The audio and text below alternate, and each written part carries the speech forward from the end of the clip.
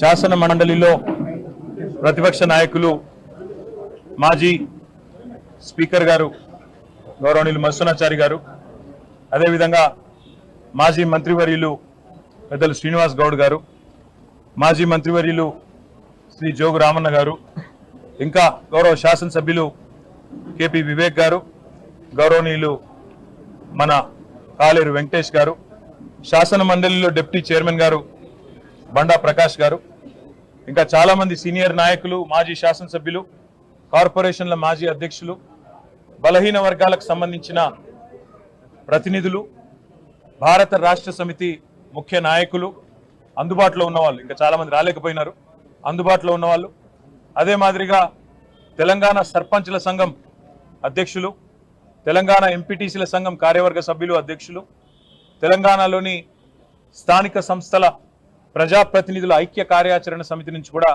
ప్రతినిధులు అందరూ కూడా ఈరోజు తెలంగాణ భవన్లో 3.5 గంటల పాటు మాతో కలిసి సమావేశం కావడం జరిగింది.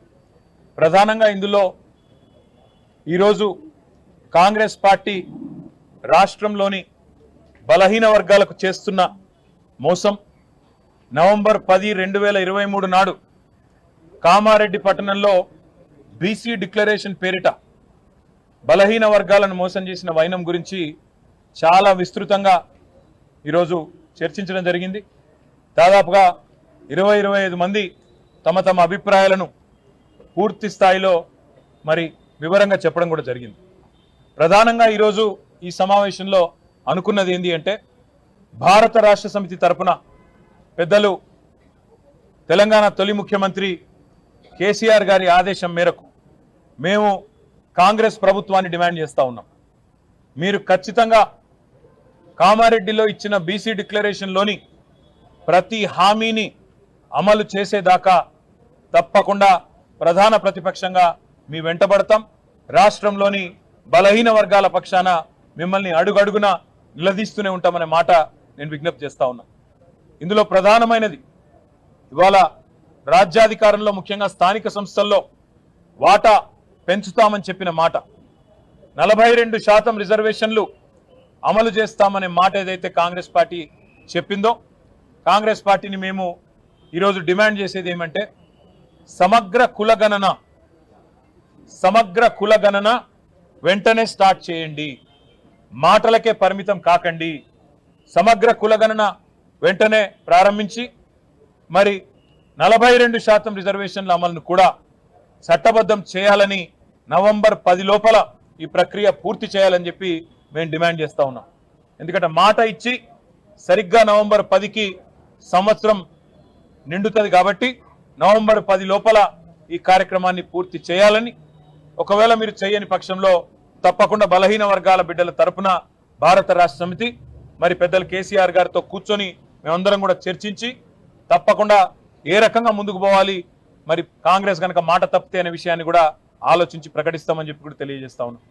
దాంతోపాటు కాంగ్రెస్ పార్టీ ఆనాడు ఇచ్చిన మాట, 1,00,000 కోట్ల బడ్జెట్ పెడతాం బీసీలకు అని చెప్పిన మాట మొదటి సంవత్సరంలో తప్పారు. కేవలం 8,000 కోట్లకు మాత్రమే పరిమితమైనారు. మేము ఈరోజు డిమాండ్ చేస్తా ఉన్నాం, మరి రాబోయే ఫిబ్రవరి మార్చిలో పెట్టే బడ్జెట్లో 25 నుంచి 30,000కు తగ్గకుండా బలహీన వర్గాలకు బడ్జెట్ పెట్టాలి. బీసీ సబ్ ప్లాన్ కూడా మీరే మాట ఇచ్చారు. ఎట్లా అయితే ఎస్సీ సబ్ ప్లాన్ ఉన్నదో అట్లాగే బీసీ సబ్ ప్లాన్ కూడా పెడతామన్నారు. తప్పకుండా బీసీ సబ్ ప్లాన్ కూడా పెట్టాలి. అవసరమైతే అక్టోబర్ నవంబర్ సెషన్లో పెట్టాలి, లేదంటే వచ్చే బడ్జెట్ సెషన్లో పెట్టి 25 నుంచి 30,000 కోట్లకు బడ్జెట్ తగ్గకుండా పెట్టాలని చెప్పి కూడా మేము డిమాండ్ చేస్తా ఉన్నాం. దాంతోపాటు పెద్దలు మధుసూదనాచారి గారి నేతృత్వంలో ఒక బృందం, సీనియర్ నాయకుల బృందం ఒకటి తమిళనాడులో ఏ రకంగా మరి 68-69% రిజర్వేషన్ అక్కడ అమలు అవుతా ఉన్నది అధ్యయనం చేసి ఈ ప్రభుత్వానికి ఇక్కడ అవసరమైతే కొన్ని సూచనలు చేయడానికి కూడా వెళ్ళాలని చెప్పి కూడా ఒక నిర్ణయం తీసుకున్నాం. దాంతోపాటు బీసీ డిక్లరేషన్లో భాగంగా ఈ కాంగ్రెస్ పార్టీ ఇచ్చిన మరొక మాట, ఎంబీసీలకు కూడా ఒక మంత్రిత్వ శాఖ ఏర్పాటు చేస్తాం, మోస్ట్ బ్యాక్వర్డ్ క్లాసెస్ అని చెప్పారు. కానీ ఇప్పుడు రాష్ట్రంలో ఉన్న 12 మంది, ముఖ్యమంత్రితో కలిపితే ఉన్న 12 మంది మంత్రివర్గ సభ్యుల్లో కేవలం 2 మాత్రమే బీసీ మంత్రులు ఉన్నారు. అందుకే రాష్ట్ర ప్రభుత్వాన్ని డిమాండ్ చేసేది, రాబోయే 6 మంత్రులు ఏవైతే ఇంకా మీరు ఏర్పాటు చేయాలో 6 మంత్రులు ఎవరైతే మీరు నింపాలో అందులో తప్పకుండా ఎంబీసీలకు కూడా మీరు ఇచ్చిన మాట ప్రకారం మంత్రిత్వ శాఖ ఏర్పాటు చేయండి. ఎంబీసీలకు కూడా మీరు ఇచ్చిన మాట ప్రకారమే మంత్రిత్వ శాఖ కేటాయించాలని చెప్పి కూడా మేము డిమాండ్ చేస్తా ఉన్నాం. దాంతో పాటు ఈ రాష్ట్రంలోని బలహీన వర్గాల సమస్యలు కూడా విస్తృతంగా మేము చర్చించడం జరిగింది. ఇప్పటికి 22 మంది నేతన్నలు కాంగ్రెస్ ప్రభుత్వం వచ్చిన తర్వాత ఆత్మహత్యలు చేసుకున్నారు. చాలా ఇబ్బందుల్లో ఈరోజు నేతన్నకు చేయూత, చేనేత మిత్ర, అదేవిధంగా బతుకమ్మ చీర, క్రిస్మస్, అదేవిధంగా రంజాన్ మరియు కేసీఆర్ కిట్లలో పెట్టే చీరలన్నీ కూడా గతంలో రాష్ట్రంలోని నేతన్నలకే మా ప్రభుత్వం ఇచ్చేది. ఇవాళ ఆ కార్యక్రమాలన్నింటినీ కూడా ఈ ప్రభుత్వం రద్దు చేసింది. అందువల్ల నేతన్నలు సంక్షోభంలో ఉన్నారు. వారిని వెంటనే ఆదుకోవాలని చెప్పి మేము డిమాండ్ చేస్తా ఉన్నాం. అదేవిధంగా చేపపిల్లల పంపిణీని గతంలో కేసీఆర్ గారి నాయకత్వంలో రాష్ట్రంలోని మత్స్యకారుల కోసం గంగపుత్రులు కావచ్చు, ముదిరాజులు కావచ్చు, వారి కోసం 30,000 కోట్ల రూపాయల మత్స్య సంపద సృష్టించిన ఘనత కేసీఆర్ గారిది. ఉచితంగా చేపపిల్లల పంపిణీ కార్యక్రమాన్ని చేపట్టి ఇవాళ చేపపిల్లల పంపిణీని కూడా ఈ ప్రభుత్వం చేయలేకపోతున్నది, ఆపేసింది. రాష్ట్రంలోని మత్స్యకారుల పొట్టగొడుతున్నది. గురుకుల పాఠశాలలు 1000 గురుకుల పాఠశాలలు, అందులో బీసీలకు సింహభాగం, ఎస్సీ ఎస్టీ మైనారిటీలకు గురుకుల పాఠశాలలు పెట్టి మేము వారిని కడుపు నిండా భోజనం పెట్టి విదేశీ విద్య లాంటి పథకాలు, మహాత్మా జ్యోతిబా పూలే విదేశీ విద్య లాంటి పథకాలు కూడా తెస్తే ఈ ప్రభుత్వం గురుకుల పాఠశాలల్లో కనీసం సరైన భోజనం కూడా పెట్టని ఒక దురవస్థలోకి పురుగులన్నం పెట్టే పరిస్థితికి తీసుకొచ్చిన వైనాన్ని కూడా సమావేశంలో చర్చించినాం.